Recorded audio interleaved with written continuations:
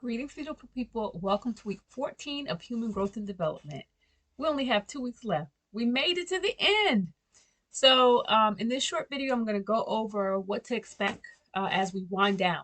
First of all, the assignment that's due this week is it's a discussion, our last discussion, discussion 10, and it's based on the group presentation. So most of the groups have submitted their projects on time. And if you haven't submitted your group or you don't see your group represented, let me know and I'll double check that. But what I did was I uploaded all of the presentations that were submitted that I'm aware of to a module titled Check Out Your Classmates' Efforts or something like that. And basically, you'll get 20 points for reviewing two separate presentations. Now, this can't be the presentation that you were a part of.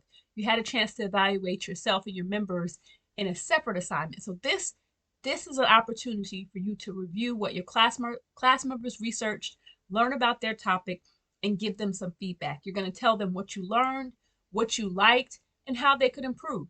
And you need to do at least 2 different projects. There's a total of 10 presentations uploaded, so you have plenty of variety. Obviously, you're welcome to do more than 2, but 2 is the minimum.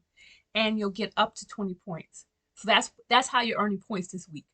Next week, you'll be completing reflection 2. So you did your first reflection just around the midterm, and you talked about what you learned and what assignments you liked, what topics you liked and disliked. And you also had an opportunity to pick a topic that you wish you could study or that you were interested in that's related to human growth and development.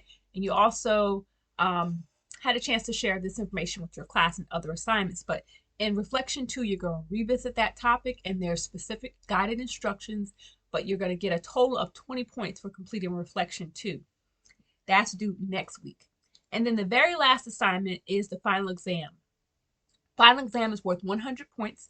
There's 50 questions, so each question is worth 2 points. You're looking at adulthood and late adulthood and some questions on adolescence. And basically, the test is very similar to test 1, except for it's the second half of the lifespan. And it's proctored via honor lock, or you can take it with me at the CF and during my office hours or at the testing center. And that can be the Citrus campus, the Ocala campus. You just need to make arrangements if you want to take it at a testing center. If you're taking it at home, honor lock is a Google Chrome extension, and you will need a camera and microphone. All right, so that's how you can earn up to 140 points to finish out the semester. The other optional assignments, there's an extra credit that I know some of you have been waiting for. That's a crossword puzzle worth 20 points. My goal currently is to have it uploaded by Wednesday, and then it would stay open until the following week. But that's 20 points, and you can think of doing this assignment if you want to just boost your score a little bit, or if you missed a discussion, or if you didn't do so hot on the first test. Now, the only other way to pull up your score is to take the makeup test 1. If your test 1 wasn't fantastic, you're welcome to take the makeup test 1. Makeup test 1 is very similar to the first test, but it's 25 questions instead of 50. The same content.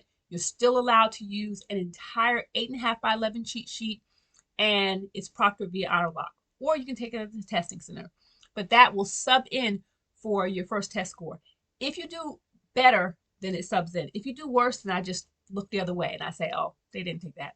So that's what's going on. An additional 120 points out there if you needed to try to improve your score.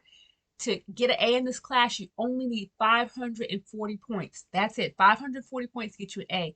If you're aiming for a B, you only need 480. And if you're aiming for a C, well, you only need 420.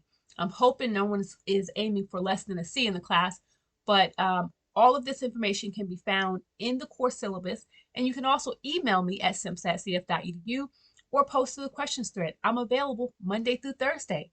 I'm here for you. Now, I don't want this video to get too long, but I do want to plug my other classes.